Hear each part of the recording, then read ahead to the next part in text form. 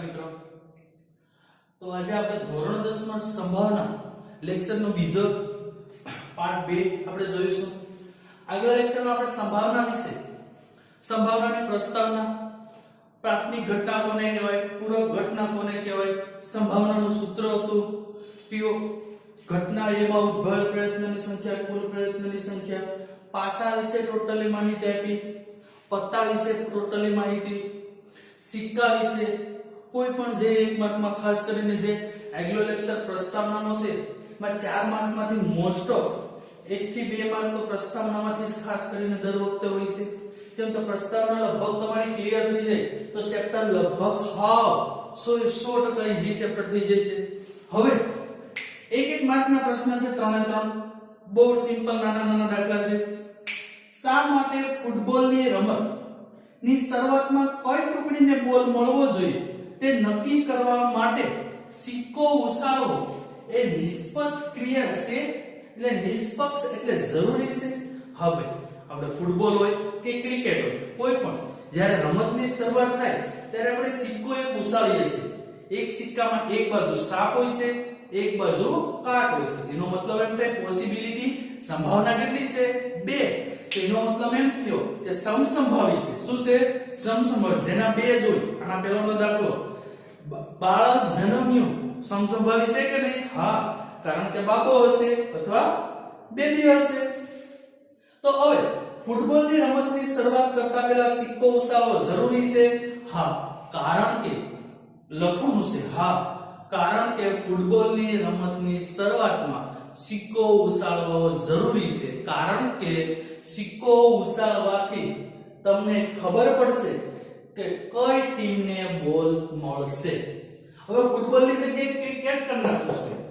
પ્રશ્નમાં તમને ક્રિકેટ પૂછે તે ક્રિકેટની રમતની શરૂઆતમાં સિક્કો ઉછાળવો જરૂરી છે તો તમે લખશો હા, અથવા નિષ્પક્ષ છે હા, કારણ કે કઈ ટીમે બેટિંગ લેવી કે કઈ ટીમે બોલિંગ લેવી એ નક્કી કોણ કરે છે? જે ટીમ સિક્કા ઉછાળવામાં જીતે છે તે ટીમ નક્કી કરે છે કે મારે બોલિંગ લેવી છે કે બેટિંગ લેવી છે, તો સિક્કો ઉછાળવો જરૂરી છે। વર્ણન લખ નાખવાનું છે। નીચેના કયા વિકલ્પની ઘટનાની સંભાવના ન હોઈ શકે? વિકલ્પ મેં લખતા ભૂલી ગયો છું, એક જ મિનિટ ચાલુ રાખજો।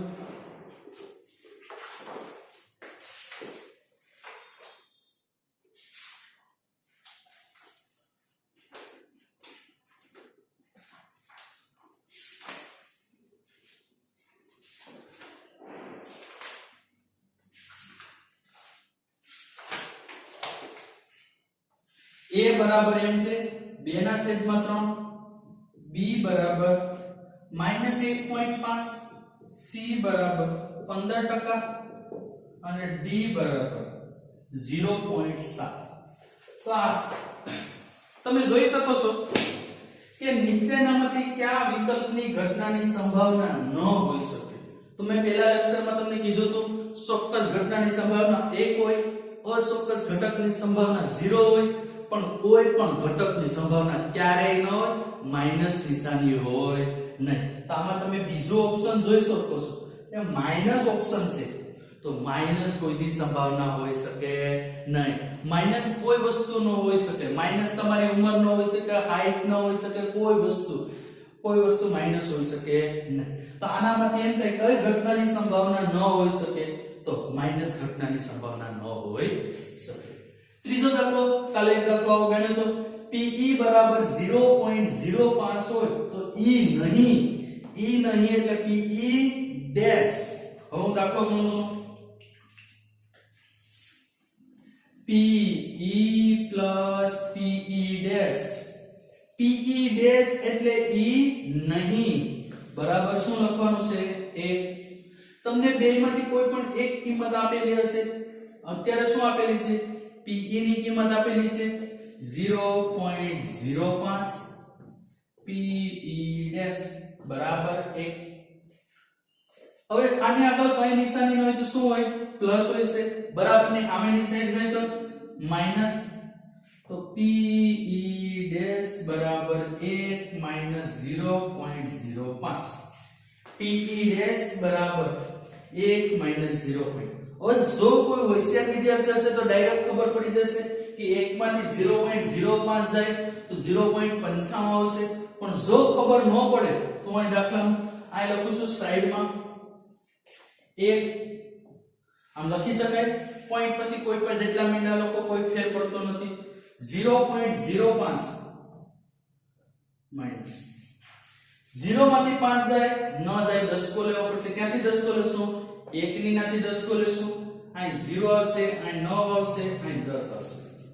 હાલો 10 માંથી 5 જાય તો 5 9 ના 9.0 શું જવાબ આવશે 0.95. તો તમારી સંભાવના થશે 0.95. ઈ નહીં એટલે PE ડેશ, ઈ નહીં એટલે ઈ ની પૂરક ઘટના પણ કહી શકાય. હવે આગળ દાખલો છઠ્ઠો દાખલો જોઈએ આપણે.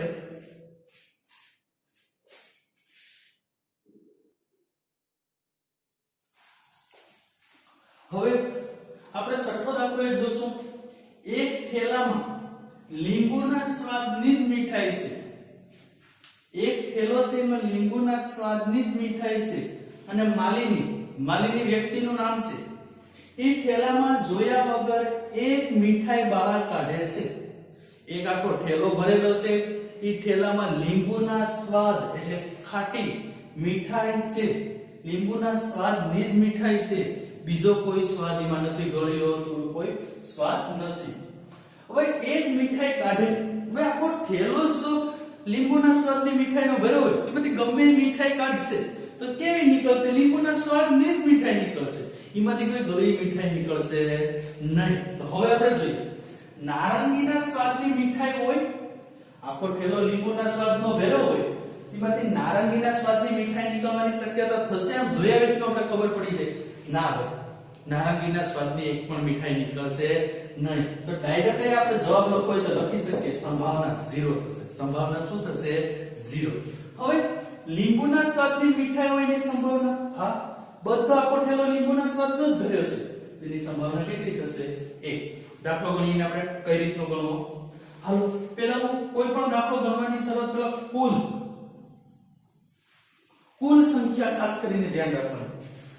કુલ સંખ્યા, આમાં તો કોઈ સંખ્યા આપે જ નથી, આખો થેલો ભરેલો છે. x ધારી લો, x ધારો હોય, n ધારો હોય, a ધારો હોય, હું કુલ સંખ્યા કેટલી ધારી લઉં? x. હવે લીંબુની સંખ્યા ધારો, નારંગીની સંખ્યા ધારો. લીંબુના સ્વાદની મીઠાઈની સંખ્યા, લીંબુના સ્વાદની મીઠાઈની સંખ્યા, લીંબુના સ્વાદની મીઠાઈનો આખો લીંબુનો જ ભરેલો છે એટલે એના બરાબર એ શું હશે? x. નારંગીના સ્વાદની મીઠાઈની સંખ્યા, નારંગીના સ્વાદની મીઠાઈ જ નથી તો એની શું શક્યતા? 0 છે એની સંખ્યા, કેમ કે એની નથી. આ બે એકનો એક જ છે, કુલ સંખ્યા x થશે ને લીંબુના સ્વાદની x થશે, કારણ કે આખા થેલામાં એક જ સ્વાદની મીઠાઈ ભરેલી છે. હવે હું ઘટના a લઉં છું. ઘટના a નું સૂત્ર છે PA બરાબર ઘટના a એટલે શું છે? નારંગી સ્વાદની મીઠાઈ હોય, હું અહીં લખું છું નારંગી સ્વાદની મીઠાઈ હોય તેની સંખ્યા અથવા તેની સંભાવના, નારંગી સ્વાદની મીઠાઈ હોય તેની સંભાવના. તો હું લખું છું PA, કારણ કે મેં ઘટના a લીધેલ છે તો PA. સૂત્ર શું છે? ઘટના a માં ઉદ્ભવેલ પ્રયત્નોની સંખ્યા અને કુલ પ્રયત્નોની સંખ્યા. તો ઘટના a નારંગી સ્વાદની મીઠાઈની સંખ્યા કેટલી છે? 0. તો અહીં લખવું હોય તો લખવાનું પહેલા ઘટના a ની સંખ્યા, અથવા એમાં લખી શકાય ઘટના a માં ઉદ્ભવેલ પ્રયત્નોની સંખ્યા. તો ઘટના a માં ઉદ્ભવેલ પ્રયત્નોની સંખ્યા અને છેદમાં કુલ સંખ્યા. ઘટના A માં ઉદ્ભવેલ પ્રયત્નની સંખ્યા કેટલી છે? તો ઘટના A એટલે નારંગીની સંખ્યા 0, કુલ સંખ્યા x, 0 ના છેદમાં x, જવાબ શું આવશે? 0. PA બરાબર 0. તમને ડાયરેક્ટ ખબર પડી જાય છે. હવે આપણે સૂત્રો નહીં લખશું ગમે ત્યારે. હવે ઘટના B લખશું. ઘટના B. તો હાલો ઘટના B એટલે PB. હાલો ઘટના B માં ઉદ્ભવેલ પ્રયત્નોની સંખ્યા. તો ઘટના B શું છે? લીંબુના સ્વાદની મીઠાઈ હોય. લીંબુના સ્વાદની મીઠાઈની સંખ્યા x, છેદમાં કુલ સંખ્યા x. 2x ઉડી જશે. શું આવશે? PB બરાબર a થશે. તમને ડાયરેક્ટ મિત્રો ખબર પડી જાય કે આખો ઠેલો જો લીંબુના સ્વાદની મીઠાઈનો ભરેલો હોય તો એમાં નારંગી સ્વાદની મીઠાઈ શું થશે? 0 અને લીંબુના સ્વાદની મીઠાઈ શું થશે? 1 થશે.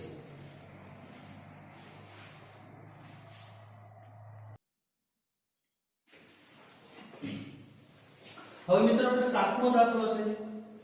આપેલ છે કે 3 વિદ્યાર્થીના સમૂહમાં 2 વિદ્યાર્થીનો જન્મદિવસ ખાસ વિદ્યાર્થી સમાન ન હોય.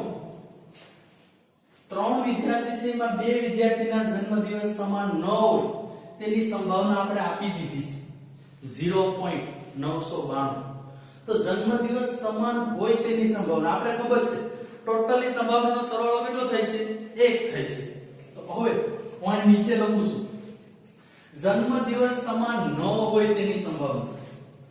જન્મદિવસ સમાન ન હોય. જન્મદિવસ સમાન ન હોય તેની સંભાવના. એને આપણે શું કહેશું? P of a કેવો કે P of a x કોઈ પણ કહી શકો. હું P of a કહી દઉં છું. 0.992. જન્મદિવસ સમાન ન હોય તેની સંભાવના. હવે હું લખું છું જન્મદિવસ સમાન હોય તેની સંભાવના. જન્મદિવસ સમાન હોય તેની સંભાવના કેટલી?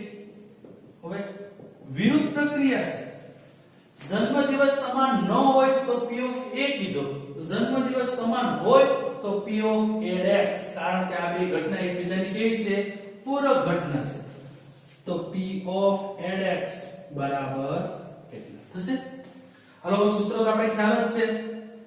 P of a બરાબર P of a plus P of a x બરાબર 1.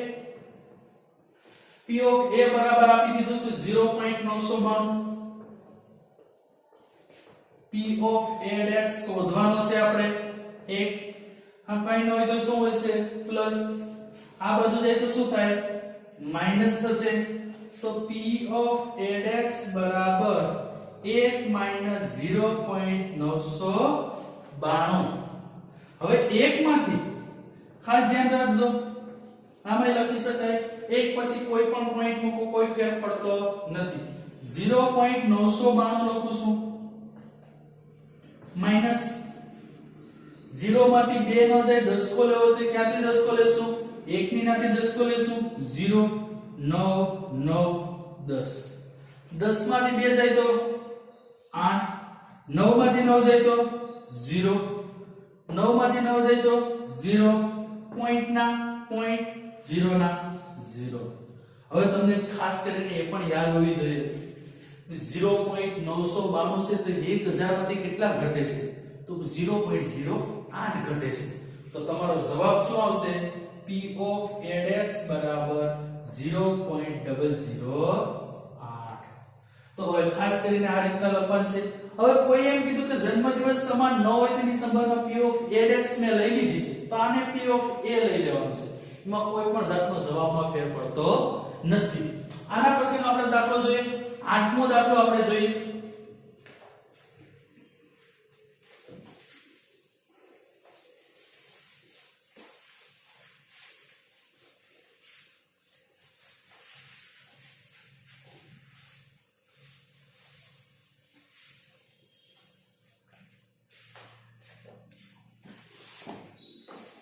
રકમ લખું છું આઠમો દાખલો, એક થેલામાં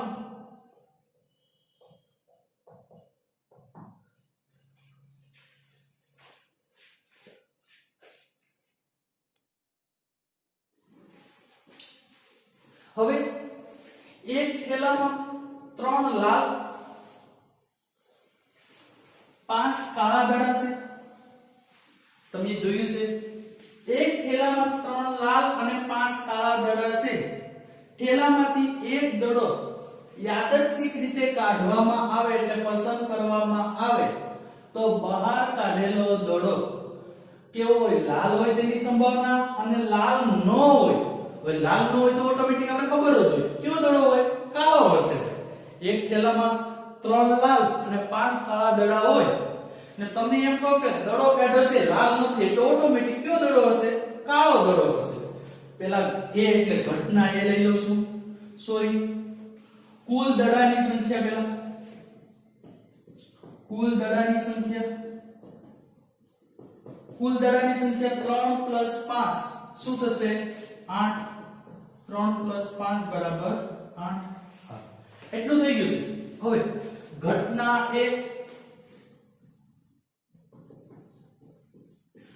એવું છે લાલ હોય તેની સંભાવના. લાલ હોય તેની સંભાવના. તો ઘટના A એટલે P of A.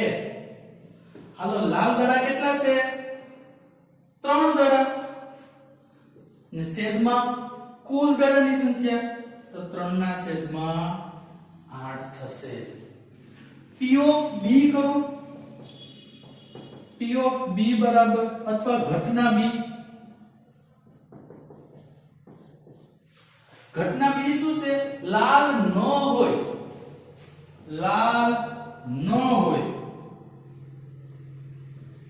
તેની સંભાવના. લાલ ન હોય તેની સંભાવના. હવે લાલ ન હોય એટલે કઈ દડો હશે?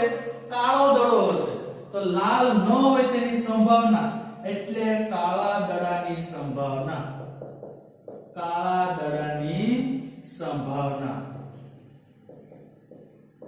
હાલો, ઘટના B તો P of B. હાલો, લાલ ન હોય એટલે કાળા દડાની સંખ્યા કેટલી છે? 5 છેદમાં કુલ સંખ્યા. આ એમ મેં લીધું હતું. ઘટના એ તો લાલ હોય તો લાલ કેટલા દડા છે? 3. તો ઘટના A માં ઉદ્ભવેલ પ્રયત્નની સંખ્યા 3 અને કુલ પ્રયત્નની સંખ્યા 8. ઘટના B લાલ ન હોય એટલે કાળા દડાની સંભાવના કેટલી? 5 છેદમાં કુલ સંખ્યા 8. હવે તમને વિદ્યાર્થી મિત્રો પ્રશ્ન ઉલટ પૂછું છું. કાળો દડો ન હોય તેની સંભાવના. આમ તમને પ્રશ્ન પૂછે કાળો દડો ન હોય. હવે કાળો દડો ન હોય તો ઓટોમેટિક કયો હોય? લાલ. તો 3/8 થશે.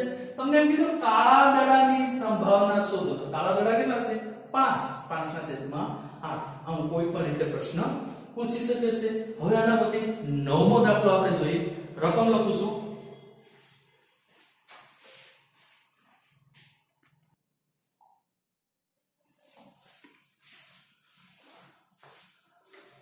હવે વિદ્યાર્થી આપણે 9મા દાખલા ઉપર જોશું. એક પેટીમાં 5 લાલ લખોટી 8 સફેદ. ખાસ ધ્યાન રાખજો કેટલી લાલ લખોટી છે? 5 લાલ લખોટી છે. સફેદ લખોટી કેટલી છે? 8 સફેદ લખોટી છે. લીલી લખોટી કેટલી છે? 4 લીલી લખોટી છે. હાલ એટલું થઈ ગયું છે. હવે પેટી એક તમારી પાસે છે એમાં 5 લાલ લખોટી 8 સફેદ લખોટી અને 4 લીલી લખોટી છે. હવેથી એક પસંદ કરો તો ગમે નીકળી શકે. લાલ નીકળી શકે, સફેદ નીકળી શકે, લીલી નીકળી શકે. આમ સંભાવના તમને જોતા વેથી સંભાવના કેની વધારે લાગે છે? તો મને સંભાવના આ સફેદની વધારે લાગે છે. કારણ કે લખોટીની સંખ્યા જે વધારે હશે તે નીકળવાની શક્યતા કેવી રહેશે? વધારે રહેશે. હાલો, પહેલો વાળો દાખલાની સંખ્યા શરૂઆત કુલ સંખ્યાથી કરવાનો. કુલ સંખ્યા કેટલી થશે? 5 + 8 + 4. 5 + 8 + 4 5 13 ને 4 17 તો બધાના જવાબની નીચે શું આવશે કુલ સંખ્યા 17 આવશે હવે ડાયરેક્ટ જવાબ લખીએ લાલ હોય તેની સંભાવના લાલ જોવાની 5 5 ના છેદમાં 17 જવાબ એમ પૂછે સફેદ લખોટી હોય તેની સંભાવના 8 ના છેદમાં 17 તમને પૂછે લીલી લખોટી હોય તેની સંભાવના 4 ના છેદમાં 17 હવે દાખલો અલગ પૂછે જોજો લાલ લખોટી ન હોય લાલ લખોટી ન હોય એટલે શું હોય કાક તો સફેદ હશે ને કાક તો શું હશે લીલી હશે તો લાલ લખોટી ન હોય એટલે સફેદ અને લીલી હોય તો 8 ને 4 12 12 ના છેદમાં 17 તમને એમ પૂછે સફેદ લખોટી ન હોય તો એનો મતલબ એમ થાય લાલ અને લીલી હશે તો 5 ને 4 9 9 ના છેદમાં 17 એમ પૂછે લીલી લખોટી ન હોય લીલી લખોટી ન હોય એટલે લાલ અને સફેદ હશે તો 5 ને 8 13 ના છેદમાં 17 કોઈ પણ પ્રશ્ન પૂછે તો આવડે આ રીતનો પ્રશ્ન ટ્વિસ્ટ થઈ શકે કુલ સંખ્યા ઘટના એ લખું છું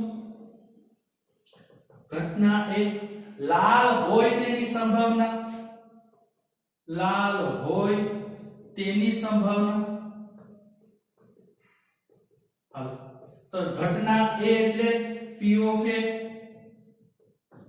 હાલો લાલ હોય તેની સંભાવના લાલ કેટલા છે 5 છેદમાં કુલ સંખ્યા આવશે તો કુલ સંખ્યા 17 તો 5 ના છેદમાં 17 આ પેલો જવાબ થઈ ગયો હાલો ઘટના b લખું છું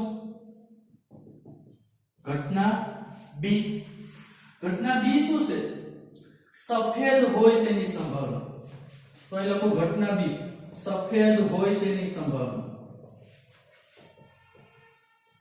સફેદ હોય તેની સંભાવના હાલો p ઓફ b સફેદ હોય તેની શક્યતા કેટલી છે લખોટીની 8 છેદમાં કુલ સંખ્યા 17 તો 8 ના છેદમાં 17 ત્રીજો વિષય છે લીલી ન હોય લીલી ન હોય એટલે શું હશે લાલ અને સફેદ હશે ઘટના c લીલી ન હોય લીલી ન હોય એટલે શું થશે લાલ અને સફેદ લખોટી હશે લાલ અને સફેદ લખોટી હશે હવે લાલ અને સફેદ એટલે 5 + 8 બરાબર 13 થશે 5 + 8 બરાબર 13 થાય કારણ કે લાલ કેટલી છે 5 અને સફેદ કેટલી છે 8 13 તો p ઓફ c બરાબર 13 ના છેદમાં 17 તો આ રીતનો દાખલો થશે હજી એક દાખલો આપણે જોઈએ 10મો દાખલો રકમ લખીએ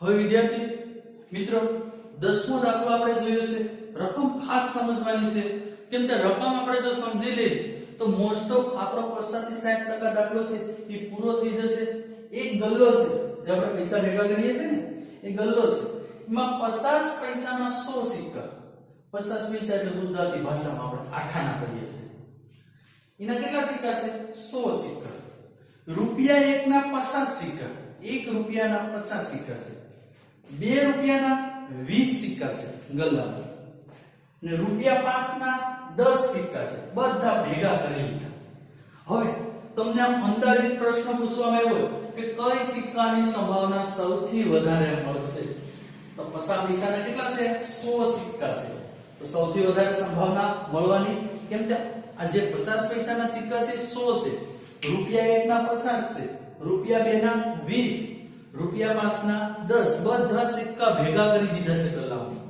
હવે હું સંભાવના પૂછું છું કુલ સંખ્યા પહેલા હું લખી નાખું છું કેમ કે બધા જવાબની નીચે કુલ સંખ્યા આવશે કુલ સંખ્યા 50 પૈસાના કેટલા સિક્કા છે 100 100 રૂપિયા 1 ના 50, રૂપિયા 2 ના 20, રૂપિયા 5 ના 10, સરવાળો કરું છું 100 + 150 180 બધા જવાબની નીચે શું આવશે 180. હવે હું તમને પ્રશ્ન પૂછું છું પછી આપણે જે પ્રશ્ન વિશે છે પછી સોલ્યુશન કરીએ. હવે એમ તમને કીધું 50 પૈસાનો સિક્કો મળવાની સંભાવના. તો 50 પૈસાના કેટલા સિક્કા છે 100 ના છેદમાં 180. જો હોય છે તમને એમ કીધું રૂપિયા 1 ના સિક્કા મળવાની સંભાવના કેટલા છે 50 ના છેદમાં 180. તમને એમ કીધું 2 રૂપિયાના સિક્કા મળવાની સંભાવના 2 રૂપિયાના કેટલા છે 20 ના છેદમાં 180. તમને એમ કીધું 5 ના સિક્કા મળવાની સંભાવના તો 5 ના કેટલા સિક્કા છે 10 સિક્કા 10 ના છેદમાં 180 થશે. હવે ઉલટો પ્રશ્ન 50 પૈસાના સિક્કા ન મળવાની શક્યતા 50 પૈસાનો સિક્કો ન હોય તો 50 પૈસાનો સિક્કો ન હોય એટલે ઓટોમેટિક ખબર પડી જાય કાં તો રૂપિયાનો હશે કાં તો 2 રૂપિયાનો હશે કાં તો 5 રૂપિયાનો હશે. મેં કીધું 50 પૈસાનો સિક્કો ન મળે તો આવું થાય આના 50 2 70 અને 80 ના છેદમાં 180. તમને એમ કીધું રૂપિયા 1 નો સિક્કો ન મળવાની શક્યતા તો રૂપિયા 1 ને કાઢી નાખવાનો આનો સરવાળો કરું 100 20 એટલે 120 અને 130 ના છેદમાં 180 થશે. એ જ રીતના રૂપિયા 2. હવે ઘટના એ જોશું. ઘટના એ 50 પૈસાનો સિક્કો હશે 50 P એટલે પૈસા 50 પૈસાનો સિક્કો મળવાની સંભાવના હાલ હવે P ઓફ A 50 પૈસાના કેટલા સિક્કા છે 100 ના છેદમાં 180 કારણ કે છેદમાં કુલ સંખ્યા હોય છે 0 ઉડી જશે 10 ના છેદમાં 18 P of A. ઘણા કે સાહેબ હજી ઉડાડો હોય તો ઉડી શકે હા 5 દુ 10 9 દુ 18 બે ઉડી જાય તો જવાબ શું હશે 5 ના છેદમાં 9 એ પણ જવાબ આસો છે 10 ના છેદમાં 18 એ જવાબ આસો છે 100 ના છેદમાં 180 ત્રણે જવાબ આસા છે. હાલો P of B કરીએ. ઘટના B રૂપિયા 5 નો સિક્કો નહીં હોય રૂપિયા 5 નો નથી બાકી ગમે તે હશે રૂપિયા 5 નો સિક્કો નહીં હોય તેની સંભાવના